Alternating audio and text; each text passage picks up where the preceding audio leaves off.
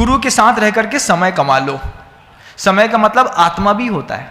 समय सप्ताचार है, काल सिद्धांत संविदा है, ऐसा एक सूत्र आता है। काल को भी समय कहते हैं, सौगंध को भी समय कहते हैं, आचार को भी समय कहते हैं, आत्मा को भी समय कहते हैं। कमा लो, तुमने क्या कमाया तुम देख लो। गुरु के साथ रह करके जितने दिन गुरु के साथ रहने का मौका मिला उतने दिनों में गुरु की नजरों में विश्वास कमा लो।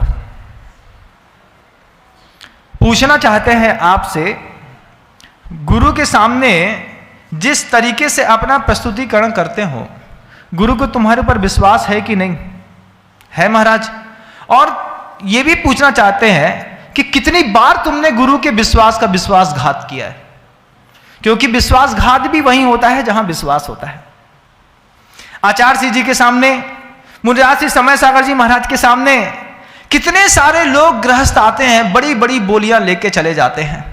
आप लोगों ने भी ली होगी, बाहर सुनने वाले लोगों ने भी गुरुदेव के सामने कुंडलपुर के बड़े बाबा के लिए, इधर के लिए, नेमावर के लिए, बीना बारा के लिए, रामटेक के लिए, खजुराहो के लिए कितनी बड़ी बड़ी बोलियां ली हैं आप लोगों ने। विश्वासघातियों, पैसा दिया है कि नहीं पहले यह भी बता दो। पता चला कि तुम्हारे उस पैसे नहीं देने के कारण गुरु ने तुम्हारे ऊपर विश्वास करके यह संकल्प कर लिया कि यहां पर 100 करोड़ रुपए लोगों ने दान देने की घोषणा करी, गुरु चले गए।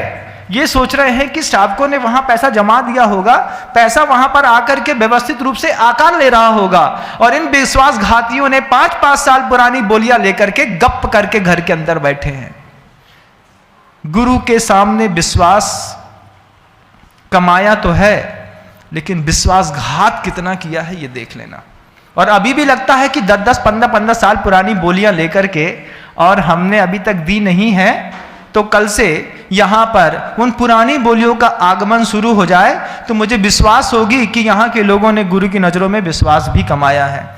और बाहर सुनने वाले वो लोग जो सुन रहे हैं इस बात को, वो भी सीख ले कि कुंडलपुर के बड़े बाबा के लिए, नेमावर के लिए, रामटेक के लिए, बीना बारा के लिए, खजुराहो के लिए, कहीं के लिए भी, सहजकुट जिनालय के लिए, जिनबिंब के लिए, जिनालय के लिए आपने दान बोला था, गुरु को विश्वास दिलाया था, उस समय मुस्कुराहट के साथ आशीर्वाद लिया था।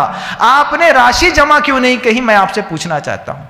क्या कोई आपके घर में वसूली करने आएगा? तब कर्तव्य तो आपका है, आपको खुद करना चाहिए। बंधु, उस विश्वास को कायम रखो, क्योंकि गुरु के साथ में समय में पास रह करके समय चला गया, विश्वास चला गया।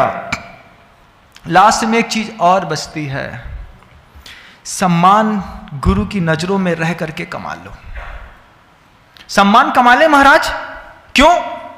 क्योंकि कोई साधु 20 साल पुराना है, कोई साधु 40 साल पुराना है, कोई श्रावक भी 20 साल पुराना है। गुरु से मान लो तुम 30 साल पहले से जुड़े हो, गुरु तुम पर विश्वास करते हैं, इनको बोल दिया है अब काम हो जाएगा। तो उस विश्वास को जब आप साकार करते हैं तो गुरु की नजरों में आपके प्रति सम्मान बढ़ता है, और अंतिम चीज उतारने की रहती है सम्मान। कोई भी सामान्य व्यक्ति जाएगा और गुरु जी के कान में धीरे से कहेगा, फलाने तो ऐसा करते हैं महाराज, हमारा निर्वाह उनके साथ कैसे होगा। वो क्या करता है? तुम्हारे सम्मान को धूमिल करने की, इज्जत को धूमिल करने की गुरु की नजरों में कोशिश करता है। उस समय गुरु उसको समझाते हैं और तुम्हारे ऊपर विश्वास करते हैं। गुरु ने एक ही चीज कहते हैं, 30 साल से मेरे साथ है, इतना विश्वास है मुझको उसके ऊपर कि जिसके सम्मान को धूमिल करने की तुम कोशिश कर रहे हो, मेरी नजरों में तुम्हारे 4 शब्दों से उसका सम्मान धूमिल हो नहीं सकता। हम आपसे पूछना चाहते हैं कि आपने अपने गुरु की नजरों में विश्वास कमाया कि नहीं? आपने अपने गुरु की नजरों में सम्मान कमाया कि नहीं?